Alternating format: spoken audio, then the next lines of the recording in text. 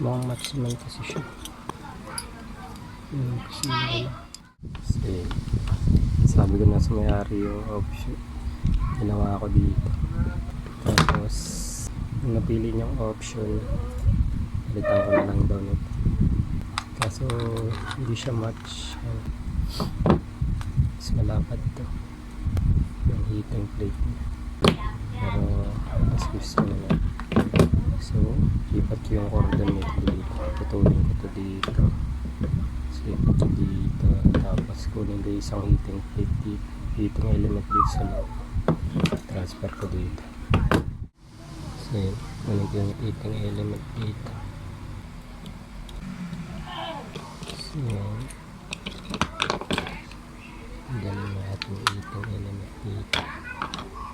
So match heating dito. Mukhang maximum kasi siya.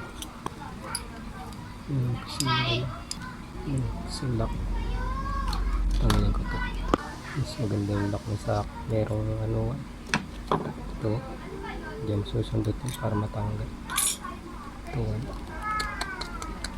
Sayra. Isipan ko muna para matanggal. Ito pinantanggal.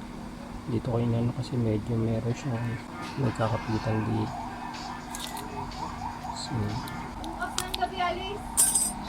So maximum siya.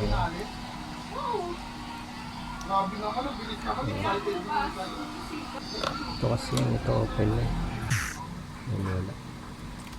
So ito yung is. Yan. So kabit natin. Yan, sabit na natin dito.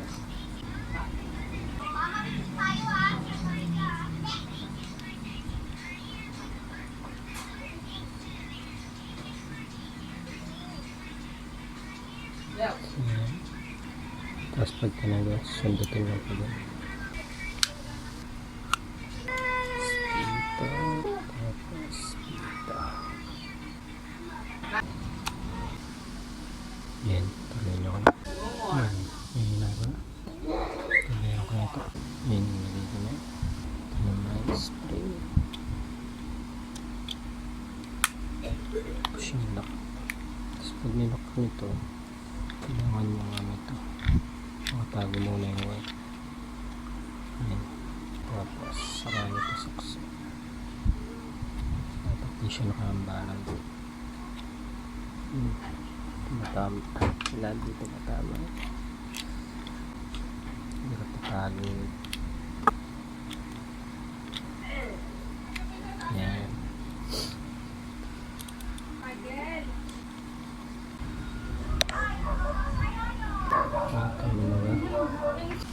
Wala na pala ako sa infrared tube na ay nasakto lang dito. Wala na ako. Yan, botol ko na galing dito ang cordon. Gamitan ko siya na dalawang uri ng shrink cover tube. Ito sa ito.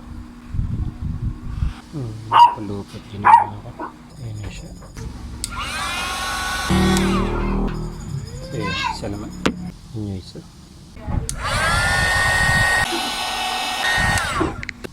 Lagyan ko ng glue stick. Pusin ko lang.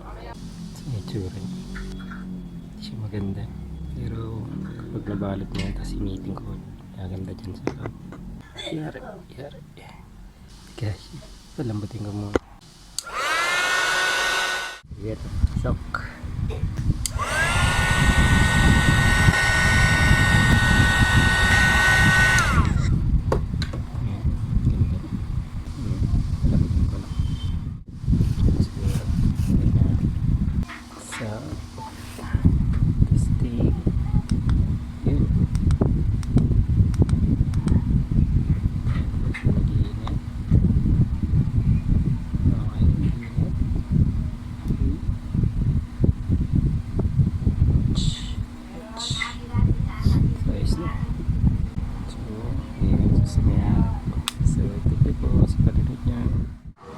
Yan po, pick up din na. Salamat.